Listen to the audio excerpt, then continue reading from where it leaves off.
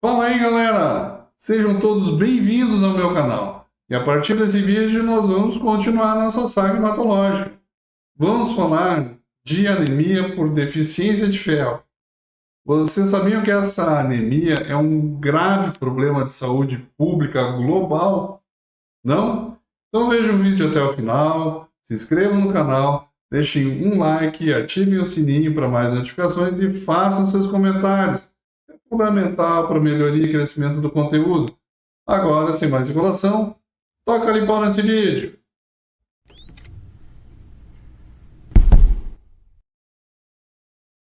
Então, amigos analistas clínicos apaixonados por um RDW alterado, vamos iniciar esse vídeo conversando sobre anemia por deficiência de ferro. E já vamos ver a fisiopatologia e a etiologia.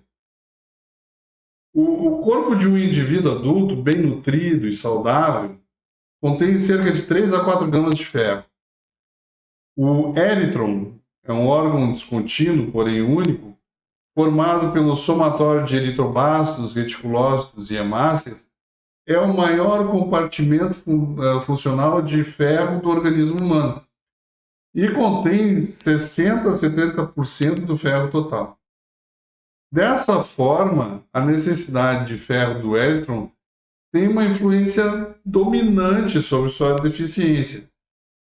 O resultante do ferro corporal está distribuído nos hepatócitos, nos macrófagos, do sistema retículo endotelial, que vão atuar como órgãos de depósito.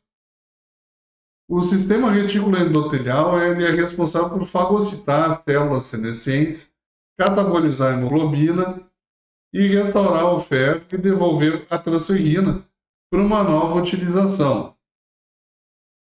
Apesar da baixa capacidade absortiva do duodeno, o balanço do ferro no organismo é regulado a partir da absorção intestinal. Como não existe uma via fisiológica de excreção do ferro, essa regulação se torna bem crítica. E a deficiência de ferro vai surgir a partir do desequilíbrio entre a ingesta, absorção e situações de demanda aumentada ou perda crônica, né? Como a anemia ferropriva, sendo multifatorial, então. A anemia ferropriva ela é bastante frequente em recém-nascidos, crianças, adolescentes e mulheres em idade fértil. Também nas gestantes e lactentes.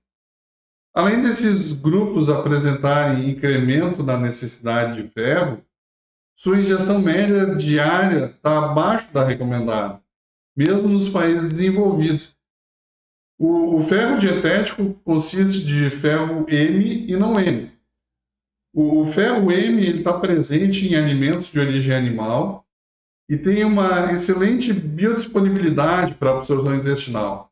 O ferro não M ele é encontrado em produtos de origem vegetal e tem uma baixa biodisponibilidade.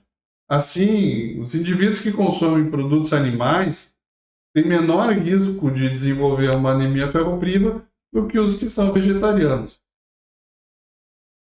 A anemia ferropriva é um distúrbio de ferro mais frequente nos adultos e ela está associada a perdas crônicas de sangue, tanto por hipermenorreia ou menorragia, né, que são mais frequentes em mulheres na idade fértil, tanto quanto pelo trato gastrointestinal, né, um sítio bastante frequente em homens, e nas mulheres na pós-menopausa. O que a gente pode dizer é que basicamente cada ml de sangue perdido resulta na redução de cerca de 0,5 miligramas de ferro. Em relação à parte clínica, a deficiência de ferro pode gerar uma redução na capacidade funcional de vários sistemas orgânicos, estando basicamente associada a alterações no desenvolvimento motor e também cognitivo. Também na redução da produtividade no trabalho e problemas comportamentais, cognitivos e também de aprendizados.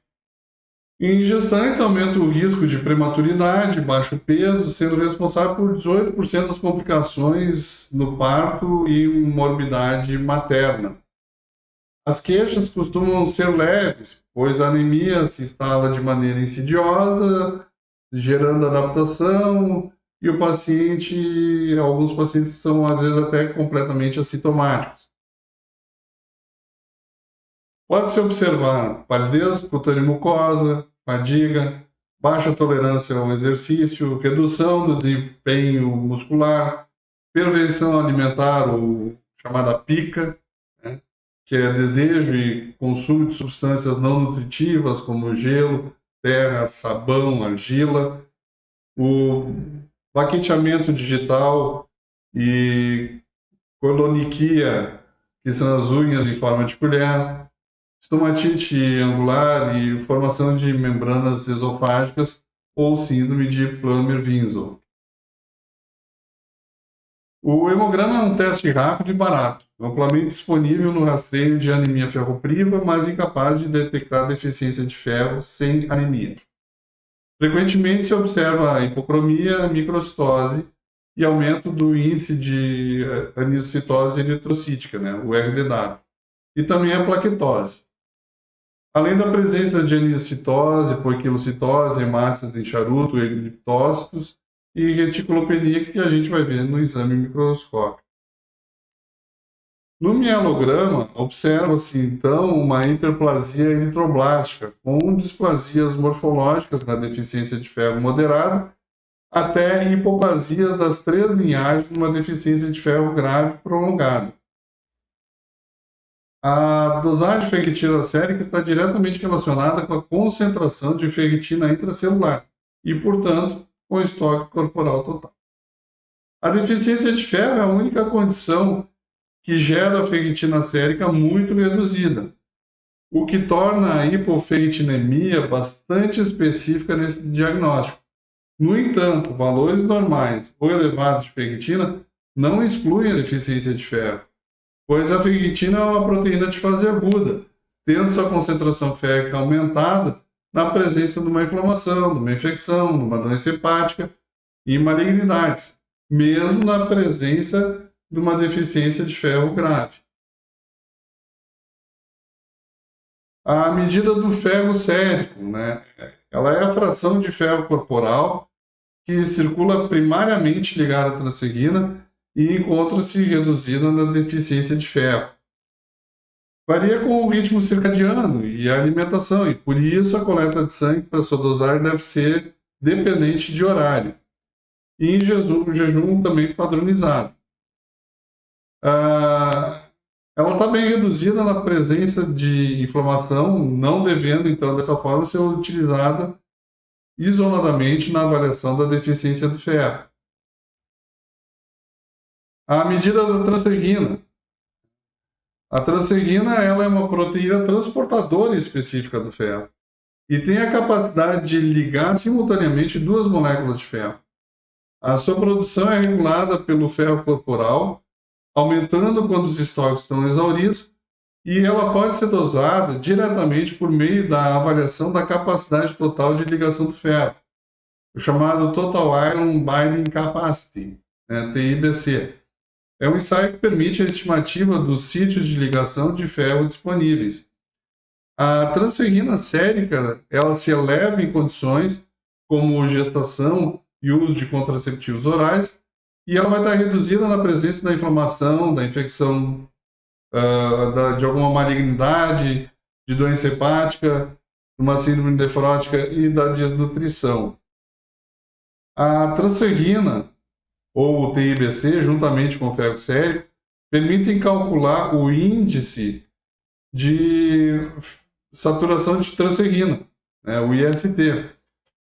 O índice de saturação de transferrina ele é calculado a partir da razão do ferro sérico dividido pelo TIBC ou ferro sérico dividido pela transferrina vezes 0,71 e varia de 20 a 45%. O último passo na síntese da hemoglobina é a inserção do átomo de ferro na protoporfirina para formar, então, o grupamento M. Também tem possibilidade da gente avaliar o fragmento solúvel do receptor de transferrina, né, o STFR. Ele é derivado do receptor de transferrina de todas as células, porém, os principais geradores desse fragmento são os eritroblastos e os reticulócitos. Assim, a concentração de fragmento solúvel do receptor de transferrina reflete a atividade eritropoética e se encontra elevado na deficiência de ferro. A razão do STFR, pelo logaritmo de ferritina sérica, ele se mostrou útil na determinação de deficiência de ferro em pacientes com anemia de doença crônica. O principal problema dessa dosagem é a falta de padronização internacional que permite uma comparação entre diferentes ensaios, o que impede a sua ampla utilização. A dosagem plasmática da hepcidina, ela ainda não está comercialmente disponível, mas ela parece ser promissora em alguns estudos preliminares na distinção entre anemia ferropriva e doença crônica. Seus níveis vão estar aumentados na presença de inflamação e de estoques de ferros elevados e reduzidos na deficiência do ferro. Esse quadro que eu disponibilizei aí no vídeo, ele resume então essas alterações laboratoriais nos diferentes estágios da deficiência de ferro, né? E é um quadro autoexplicativo, obviamente as setas para baixo significam diminuição, as setas para cima um aumento, né? E o N é a normalidade. Então, eu não vou me deter à leitura desse quadro aí.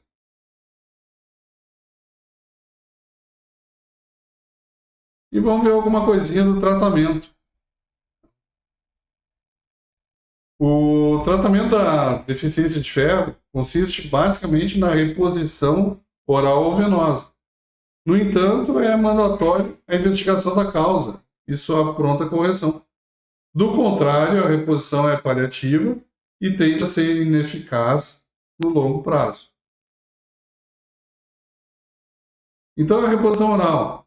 A forma ferrosa é mais bem absorvida que a forma férrea. A prevalência de efeitos colaterais é de até 30%, notadamente do trato gastrointestinal. Pirose, dor epigástrica, náuseas, vômitos, empachamento, dor abdominal e cólica, diarreia e obstipação. O paciente deve ser informado de que é esperada mudança também na cor das fezes e que os efeitos colaterais melhoram com o tempo. E que a persistência do tratamento é a pedra angular, né, para que as coisas funcionem.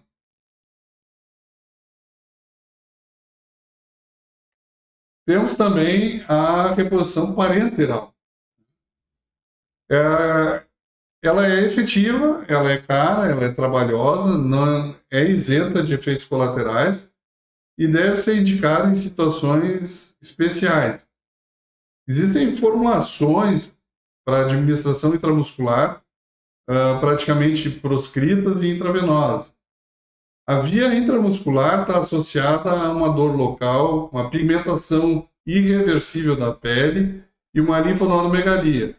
A infusão venosa pode estar associada a irritação, dor e queimação no sítio de punção, náuseas, um gosto metálico na boca, uma hipotensão e uma reação anafilactoide, que